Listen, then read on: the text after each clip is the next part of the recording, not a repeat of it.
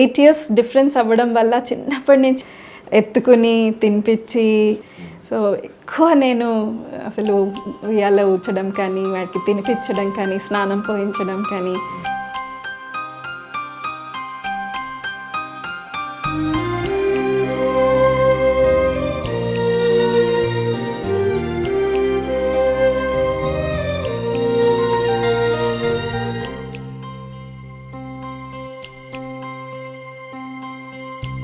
And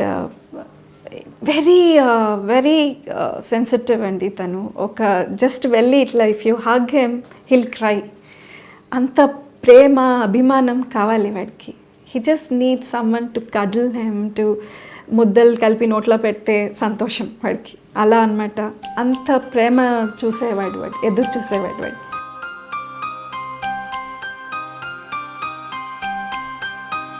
నీ స్నేహం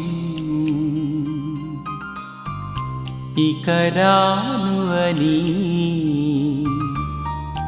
కరిగే కలగా అయినా ఈ దూరం నూరాకు అని నన్ను వెలివేస్తూ. That was the first disaster in his life. In fact, అది first downfall for him. Personal life గా చాలా బాధపడ్డాడు. దాని తర్వాత చాలా అడుక్కున్నాడు. ఆ అమ్మాయి ఇంటికి వెళ్ళి అమ్మాయిని, ఫ్యామిలీని కూడా చాలా రిక్వెస్ట్ చేశాడు. బట్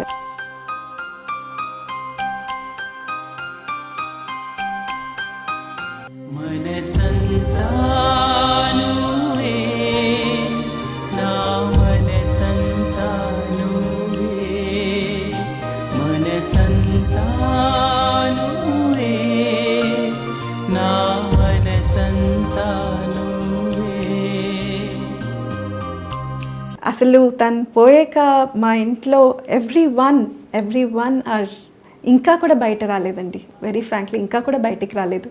మా అమ్మాయి కానీ, మా అబ్బాయి కానీ, నేను కానీ తలుచుకొని క్షణం లేదు.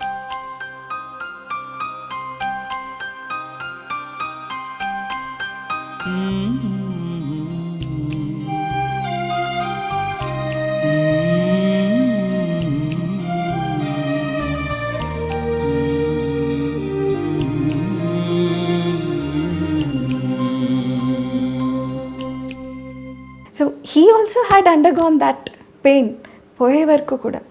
So and again imagine he's giving me the same punishment. ఏం తప్పు చేశామని.